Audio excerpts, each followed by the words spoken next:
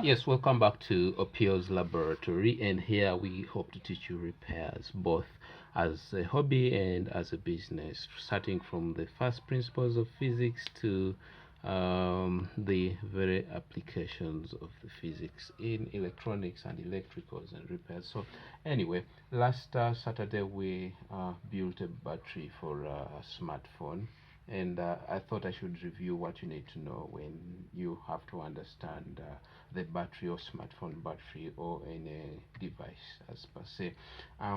Anyway, this is just a highlight of the concepts that you should be able to learn. Anyway, when I say battery, the bigger thing should be actually cells. I mean, it's cells that build up to create a battery. But when we look at that, we actually simply have primary cells and secondary cells. Now, primary cells are simply non-rechargeable. Those are cells that are made with chemicals that when they lose their chemical energy, they deplete completely. You really can't restore it, but by replacing that chemicals. Anyway, primary cells could be dry or wet. Dry simply means that the electrolyte or the material that is releasing its energy is actually dry in nature, at times powderish. And then the wet cell is liquid in nature. So in the dry cells, you'll commonly find that zinc carbon cells. Basically, zinc carbon uses zinc as the negative electrode and carbon as the positive electrode, hence the name zinc carbon. But the electrolyte or chemical inside is something else. We shall learn that in our physics or theory of repairs. But for today, I just want to highlight the battery as applied to devices. Now these ones you'll find them in like TV remotes. The way you would see this is actually a dry cell right there, and I believe this is actually the zinc carbon type, the carbon rod making the positive terminal and zinc the negative terminal. But this is um, encased in steel. And then we have among the dry cells, among the wet cells, we can talk of the alkaline battery, and those at times are hard to come by, but I just want to show you an example here. I do not know whether you'll be able to see. This is from Fujitsu, and let me just zoom in. Perhaps you'll be able to see the word alkaline right there, right there at the right there. So this is an alkaline battery. Now these two are non-rechargeable. Anyway, having talked of the dry and wet primary cells, let's look at secondary cells. These are secondary in the sense that they can be charged and discharged. So when the energy they have to give you to power your device is done, you can simply charge it. And that's why it's called an accumulator, because it can accumulate charge or be able to store chemical energy for you to be able to use it.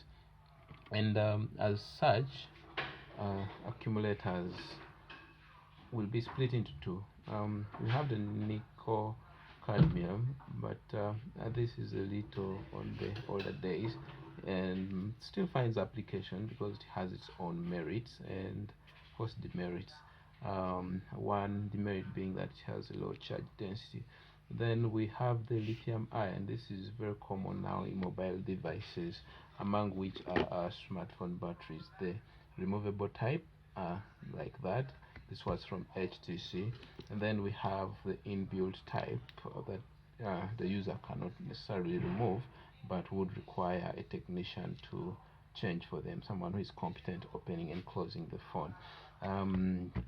That is a lithium ion battery. This is an accumulator. These are rechargeable, and I know it's very easy to mistake. Lately we have lithium ion batteries that are actually cylindrical, and this form factor is common in laptops, most of the thick type, and these are also lithium ion batteries. They are rechargeable. Never mistake them for these are dry cells and they are non-rechargeable. Dry and wet cells, primary cells basically.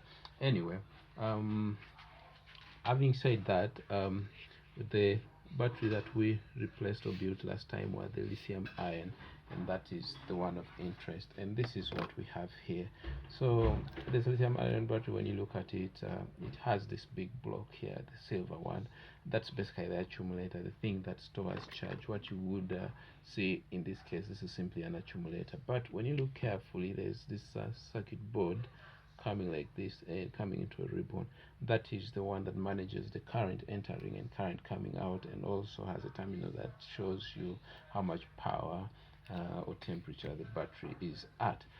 Similarly, something like this is happening here, only that in this time it is concealed and we can only see the terminals of that circuit board. Now, to shed more light, let me bring this is one that I've dismantled.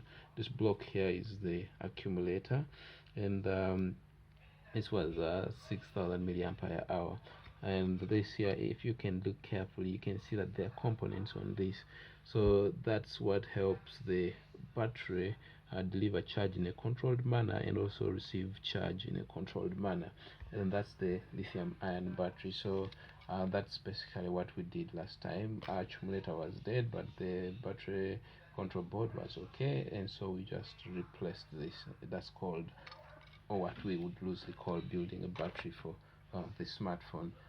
Hit the subscribe button and share, because we intend to teach you repairs here, and we hope to begin when we hit 100 subscribers.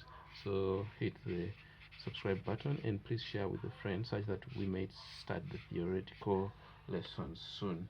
But every Saturday we shall bring for you real repair examples, where we dig into the devices and fix them.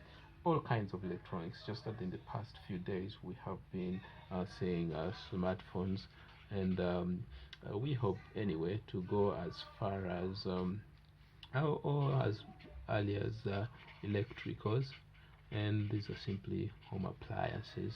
Of course, now that home appliances are becoming smart, we will need to understand electronics, and this will help you to be able to perform a repair from first principles, and that ensures that you cannot fail even under circumstances that any other person would fail. Please just help me and hit the like button and share with a friend and subscribe. So come and check on this channel every Saturday, yes, and every Tuesday. So on Saturday we'll bring real repair scenarios and document it for you. On Tuesday we hope to teach the physics behind the repairs. But before we hit 100 subscribers, we shall be simply reviewing the previous repair and just hinting on the few concepts that you will need to learn in the repair theories, such that you are able to understand anything to do with repairs. Yes, thanks for watching OPO's Laboratory. Please do subscribe, and see you.